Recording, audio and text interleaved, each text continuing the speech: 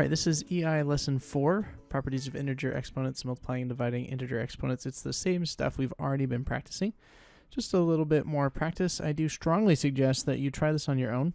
This video is not an instructional video, so you can go ahead and skip this one and do this lesson on your own. However, I will go through the video so that we have an answer key. I'm going to go rather quickly, and hopefully this will help you if you get stuck on any of these problems. So here's number 1. We have 6 to the squared times 6 to the 1. That's 6 to the third because we add our exponents together there. And that is definitely not equal to 6 to the negative 4. No. Okay, this guy here.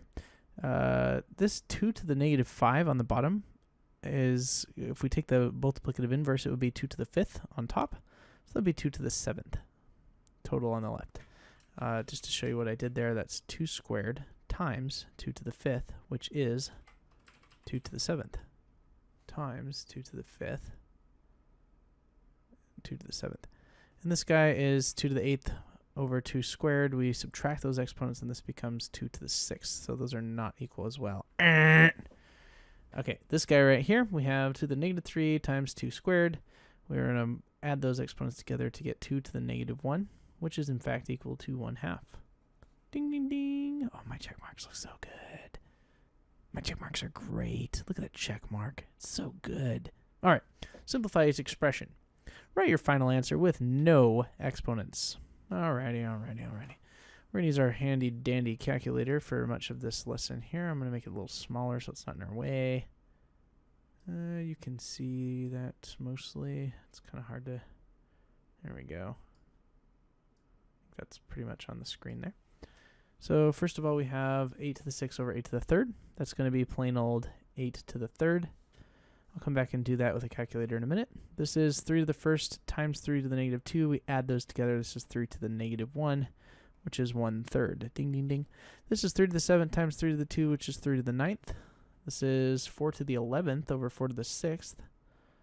We add those exponents together. 11 minus 6 is 5.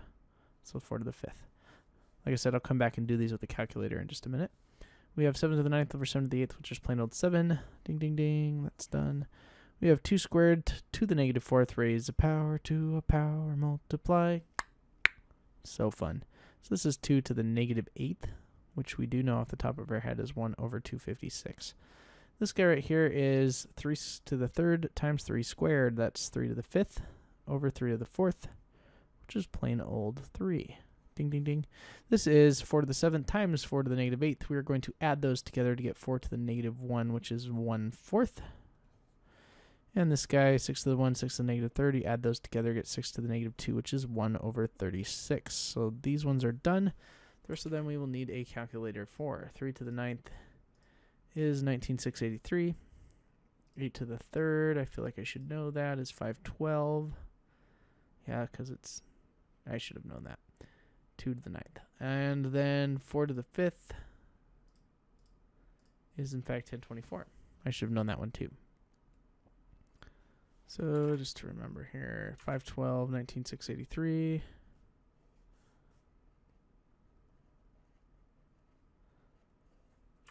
And 1024. Okay, so in order to solve these guys right here, we have to understand the opposite of a square is a square root. So in order to get x by itself, we're going to do the opposite of x squared, or square root. And if I do it to the left side, I have to always also do it to the right side. All right, so we get the opposite of a square is a square root, and we get x equals 4. Now, we have to be very careful here because 4 isn't the only thing that makes this true. It turns out if we square negative 4, and I mean like this, negative 4 quantity squared, not negative 4 squared, this will trick you. The second guy right here, because of order of operations like we talked about, we have to do the exponent first. It turns out that the square is an exponent and the negative is a multiplication. It's negative 1. So we do the exponent first and then apply the negative. In the second case, what we see here, we're going to get negative 4. Whereas in the first case, we get sorry, negative 16, and in the first case we get positive 16. The same applies here.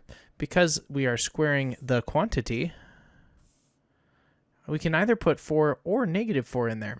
Anytime you square root, you're going to put a plus or minus next to the number that you square rooted. So this results in 2 possible answers, x equals plus or minus 4.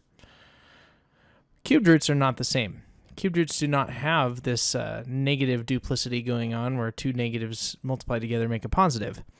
Because if there's 3 numbers being multiplied together and they're negative, then you'll still have a negative when you're done.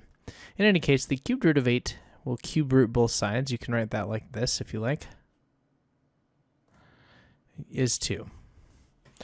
The square root of 49 is plus or minus 7, and the cubed root of 27 is 3.